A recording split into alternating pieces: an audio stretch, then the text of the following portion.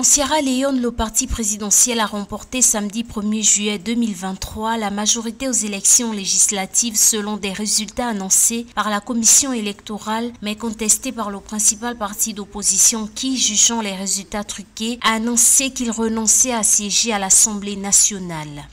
Avant même la tenue du scrutin, l'opposition avait préparé les esprits à sa défaite en disant que le scrutin n'était transparent, en dénonçant les futurs résultats qui auraient été bidonnés. Et cela est d'autant plus paradoxal que ce système-là, bidonné, trafiqué, a quand même permis à une représentante majeure de l'opposition, la maire de Freetown, d'être élue. Donc, cela me paraît quand même paradoxal. Les oppositions en Afrique devraient, à l'issue des élections, au lieu de dénoncer le processus et de mettre sur ce processus la raison de la défaite, se poser la question, est-ce qu'ils ont fait une bonne campagne électorale? Ou est-ce qu'ils n'ont pas attendu à quelques encablures du scrutin pour descendre sur le terrain et essayer de convaincre les populations? Le Parti du peuple de la Sierra Leone du président réélu Julius Maada Bio a remporté 81 sièges et le Parti du Congrès de tout le peuple APC de l'opposition a réuni 54 sièges, puis 14 chefs traditionnels complètent le nouveau Parlement,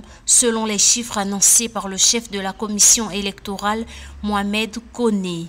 Et cette réaction de dire que nous n'allons pas siéger à l'Assemblée nationale, c'est manquer de respect à ceux qui, malgré tout, se sont levés, sont allés voter, ont voté pour des candidats de l'opposition et ils souhaitent que ces candidats-là aillent les représenter à l'Assemblée nationale. Refuser de le faire, c'est quelque part manquer de respect à ces électeurs-là. Une fois de plus, en Afrique subsaharienne, après une élection perdue par l'opposition, celle-ci dénonce, comme d'habitude, pêle-mêle, le processus électoral, le manque de transparence.